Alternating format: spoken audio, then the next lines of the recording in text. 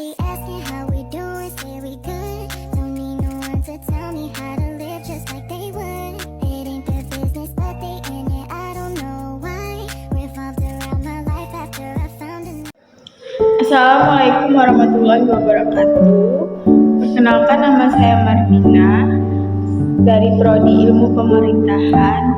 Di sini saya akan menjelaskan tentang korupsi dan politik. Korupsi dan politik merupakan dua konsep yang saling berkaitan erat dalam konteks pemerintahan. Korupsi dapat didefinisikan sebagai tindakan penyalahgunaan kekuasaan untuk memperkaya diri sendiri dan mengakibatkan kerugian negara. Sementara itu, politik merujuk pada proses pengambilan keputusan dan pengarahan negara melalui berbagai lembaga dan institusi. Hubungan antara korupsi dan politik. 1. Penyalahgunaan kekuasaan. Dalam konteks politik, korupsi sering terjadi ketika pejabat publik menyalahgunakan kekuasaan yang diberikan kepada mereka untuk kepentingan pribadi atau kelompok tertentu. Contohnya adalah praktik suap yang dilakukan oleh pejabat untuk mendapatkan keuntungan finansial atau politik. 2. Pendanaan kampanye. Salah satu area di mana korupsi sering terjadi adalah dalam pendanaan kampanye politik. Kandidat seringkali membutuhkan dana besar untuk kampanye mereka dan cenderung menerima sumbangan dari donatur yang mengharapkan imbalan berupa kebijakan atau kontrak pemerintah jika kandidat tersebut terpilih. 3. Pembelian suara.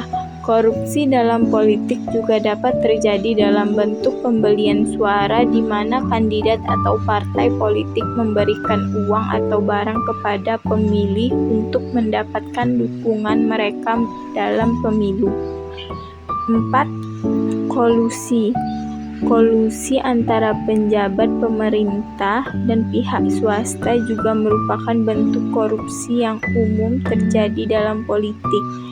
Ini dapat melibatkan pemberian kontrak pemerintah kepada perusahaan tertentu dengan imbalan suap atau keuntungan lainnya. Motif terjadinya korupsi. 1. Korupsi karena kebutuhan. Motif ini terjadi ketika individu melakukan korupsi karena merasa terdesak oleh kebutuhan ekonomi atau keuangan pribadi. 2. Korupsi karena keserakahan. Korupsi jenis ini dipicu oleh keinginan untuk memperkaya diri sendiri di luar batas kebutuhan dasar. 3. Korupsi karena peluang. Korupsi karena peluang terjadi ketika individu menemukan celah atau kesempatan untuk melakukan tindakan korup tanpa adanya resiko besar untuk ketahuan atau dihukum. 4. Korupsi karena tekanan. Mereka mungkin merasa tekanan dari rekan kerja, atasan, atau kelompok sosial untuk mengikuti praktik tersebut atau merasa bahwa tidak melakukan korupsi akan membuat mereka terisolasi atau dianggap tidak loyal. Dampak korupsi terhadap sistem politik. 1. Rusaknya kepercayaan masyarakat. 2. Kesenjangan sosial dan ekonomi. 3. Penghambatan pertumbuhan ekonomi. 4. Kerusakan institusi. Upaya mengatasi korupsi dalam politik. 1. Reformasi hukum, yaitu mengadopsi undang-undang yang lebih ketat dan menegakkan hukum secara konsisten adalah langkah penting dalam memerangi korupsi. Ini termasuk memperkuat hukuman bagi pelaku korupsi dan melindungi saksi serta pelapor korupsi. 2. Transparansi dan akuntabilitas, yaitu meningkatkan transparansi dalam proses pemerintahan dan politik adalah cara efektif untuk mencegah korupsi.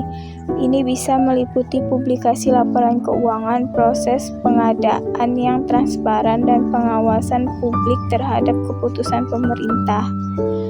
3. Pendidikan dan kesadaran publik, yaitu mendidik masyarakat tentang bahaya korupsi dan pentingnya integritas dalam politik dapat membantu membangun budaya anti korupsi. Kampanye kesadaran publik dan pendidikan anti korupsi di sekolah-sekolah dapat menjadi bagian dari strategi ini. 4. Penguatan lembaga anti korupsi. Lembaga anti korupsi seperti Komisi Pemberantasan Korupsi atau KPK perlu diperkuat baik dari segi wewenang maupun sumber daya agar dapat menjalankan tugasnya dengan efektif. Kesimpulannya, korupsi dalam politik adalah masalah serius yang memerlukan perhatian dan tindakan segera. Dampaknya yang merusak terhadap sistem politik, ekonomi, dan kepercayaan publik tidak bisa diabaikan.